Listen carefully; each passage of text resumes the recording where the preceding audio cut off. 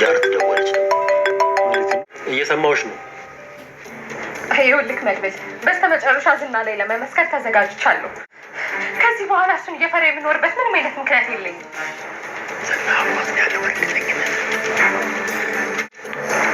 እስቲ አጠገብሽ ላለው ሰው ስልኩን ስጪው፣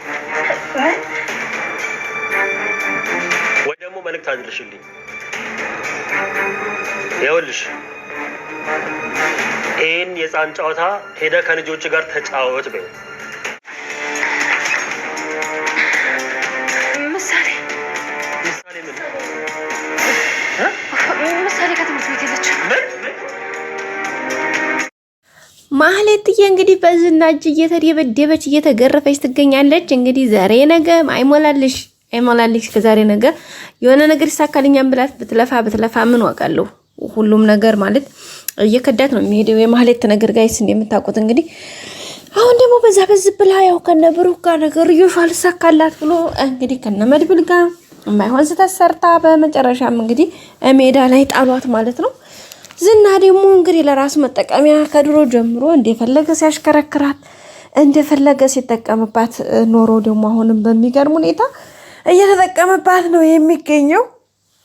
አሁን ደግሞ ይብስ ብሎ እንግዲህ ያው ወዴሽ እንደዛ አርጊ እያላት ነበር። አሁን ላይ ቆብጥ እየተሳካላት አይደለም። በተለይ ከነብሩክ ጋር ከወጣች ወዲህ አንቺ ደደብ በቃ በእርግጥ ያው ስድቡ ኖርማል ነው እና ከፍዝቅ አድርጎ እየሰደባት ነው የሚገኘው። በነገራችን ላይ ባለፈው ራሱ ትትናን እንዲታመልጥ እንግዲህ ዋና ተዋናኝቱ እሷ ነች። ምክንያቱም እነ መድብል ዝና ቤት አለመኖሩን ማወቅ የቻሉት በእሷ አማካኝነት ነው። ያው ኤፍራታን ተጠቅሞ ቢሆንም ኤፍራታ ደግሞ እሷን ጠይቃ ነው እንግዲህ ዝና ያለበትን እሷ በሱ ስልክ አስደውላ ያለበት ሩቅ እንደሆነና ሌላ ቦታ እንደሆነ ካረጋገጠች በኋላ እንግዲህ ኤፍራታ ለነ መድብል ተናግራ ከዛም ሄደው እንግዲህ ትትናን አስመልጠዋታል ማለት ነው። ዛሬም ለትትና ማምለጥ እንግዲህ ማንም የመድብልን ስልክ ለዛች ሊሰጣት ይችላል ብሎ ሲያስብ እንግዲህ ከጠበቃው ጋር እንደተገናኙ ከዛም ደግሞ ጠበቃው ደግሞ የመድብልን ስልክ እንደማያውቅ ሲነግረው ያስታውሰው ማን ነው መርዞ ደላላውን። ከዛ እንግዲህ መርዞ ደላላውን ደውሎ እንዲመጣ አስደረገው ማለት ነው። እና እንትና መርዞና ኤፍራታ እንግዲህ ደውለው እየቃዡ ነበር ጋይስ ማለት ነው። በልማቸው ሽጉጥ እስከሚተኮስባቸው ድረስ ከዛ እስከ ህልሙ ነቅቶ ወዲያው ብቅ ሲል አልተገናኙም። እንዴት እንደደነገጠ ማለት ነው። እና ከዛ በኋላ እንግዲህ ቀባጥሮ ያው ማምለጥ ስለነበረበት መርዞ እንግዲህ ቀባጥሮ ማን ነው ይሄ ሊያደረገው ሲል እንግዲህ ማህሌት እንደሆነች ጥቆማ ሰጥቶ ነው እንትን ያለው። ስታወራ ሰምቻታለሁኝ ምናምን ብሎ እንግዲህ በመጨረሻ እሱ አምልጧል ማለት ነው። ከዛ በኋላ ቀጥታ እንደሄደ እንግዲህ ወይዘሮ ማህሌትን ይዟታል። ይዞም እንግዲህ አስራችሁ ጠብቁ ብሎ ነው የደወለው ለሰዎቹ። እንዴ ግዴታ እሱ መሄድ አልተጠበቀበትም። ከዛ ሲሄድ እንግዲህ ደህና አድርጎ ስትገረፍ ታገረዋለህ። ማህሌትን እያስፈራራት ነበረ።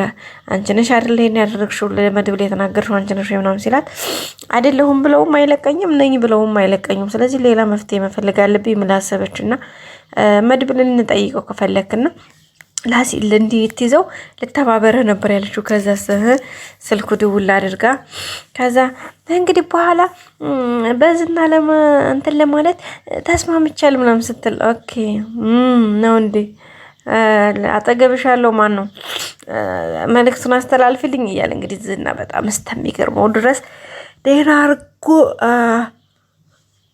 ጮኸበታል። ማን ነው መድብል ማስጠንቀቂያም ጭምር ምንም አታመጣም አንተ ከነ ግብረ አበሮች ተወርቃለህ እንደወሮጠስ ምናምን እያለው ነበረ። በዛ ላይ ደግሞ እንግዲህ መድብል እንዳስወጣት ማወቅ አልፈለጉም ነበረና ያው አጋጣሚ ሆኖ ደግሞ ሲዘል እንግዲህ የእጅ ቦርሳው የሱ ወድቆ እዛው ቀርቷል። የትትና ደግሞ የዛ የጠበቃው ስልክ አልነበር የደወለችበት እሱ ተገኘ ማለት ነው። ከዛ እሱ ስልክ ላይ እንግዲህ የተደዋወሉበት መድብልና እሷ የተደዋወሉበት አለ። ከዛ ሲከተል ደግሞ የመድብል ቦርሳ እዛ ስለወደቀ ወይም ደግሞ ዋሌቱ እዛ ላይ ሙሉ መረጃውን አግኝቷል ማለት ነው። በዛም ነው የደወለለትና ደውሎለት እንግዲህ አንተን ቀርቶ አይደለም በዙሪያ ያሉትን ሁሉ ነው መጨረሳቸው ያለ እንግዲህ መድብል ያው ምሳሌ ተዛላለቻቸውም ነበርና እነ ሞገስን ንዳጣን ቅድስትን እንግዲህ ራሳችሁን ጠብቁ እያሉ ነበረ። ከዛ መጨረሻ እንግዲህ ያው ምሳሌ ትምህርት ቤት እንደሄደች በዛው አግተዋታል። በጣም ነው እንግዲህ የደነገጡት። ብሩክ አስባችሁታል ስንት መስዋዕትነት ከፍሎ ያወጣት ልጁን ዛሬ እንደገና ሌላ አሪካ። ሲቀጥል ደግሞ በባለፈው እንዳያችሁትኝ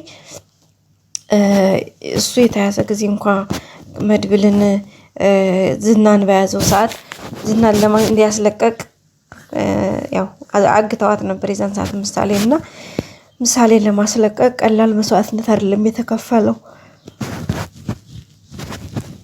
እና አሁን ደግሞ ይሄው መድብል እንግዲህ በጣም ከባድ ነው። ዝና ያው አሁን ላይ በጣም ደንግጧል። እውነት ለመናገር ምን መሰላችሁ ያስደነገጠው ነገር ያው እንደሚታወቀው እንግዲህ ከባድ ነው ማለት ትትና ማምለጧ በጣም ነው የተናደዱበት። ትትና እንድታመልጥ አይፈለግም። ገባችሁ አይደል? ምክንያቱም እነሱ በስንት ሚሊዮኖች ብሮችን ነው አሁን ለመቀበል እየተዘጋጁ ያሉትና ይህን ነገር እያደረጉ ባሉበት ሰዓት ላይ እንግዲህ እሷ ስትጠፋ በጣም ከባድ ነው እና በጣም ነው የተናደዱት። በዛ ላይ ደግሞ ዝናን የአካሌ ሞሴሳ ወይም አለቃው በጣም ነው የተቆጣው። ማለት በጣም እንትን ብሎበታል ማለት ነው። ይህን ልጅ ስትጠፋች እኔ እናንተ ወየውል ብሎታል እና እሱ ራሱ በጣም ሌላ ሀሳብ ሆኖታል። ዝና እንግዲህ እየተንደፋደፈ ነው የሚገኘው። እንግዲህ በቀጣይ አዲስ ቪዲዮ ይዘን እስከምንመጣ ቤተሰቦቻችን ሰብስክራይብ አድርጉ። ማህሌትማ ይበላት እናቴ ይበላት። ማህሌት ገና ምን አይተሽ ወይዘሮ ማህሌት ምን አይተሽ ነው የምንለው አይደል ጋይስ? አዎ ምን አይታ ገና እና እንግዲህ እሷም ለማምለጥ የምትችለውን እየሞካከረች ነው፣ ግን ዝና አይለቃትም። ምክንያቱም አሁን ተናዷል ጋይስ። ምነው አንቺን ገድዬሽ በነበረ እያላት ነው የሚገኘው። መርዞ ደላላው ደግሞ ወይኔ አፍቃሪ ነኝ፣ አዲስ ጀማሪ ነኝ፣ አዲስ አፍቃሪ ነኝ። በቀጣይ ክፍል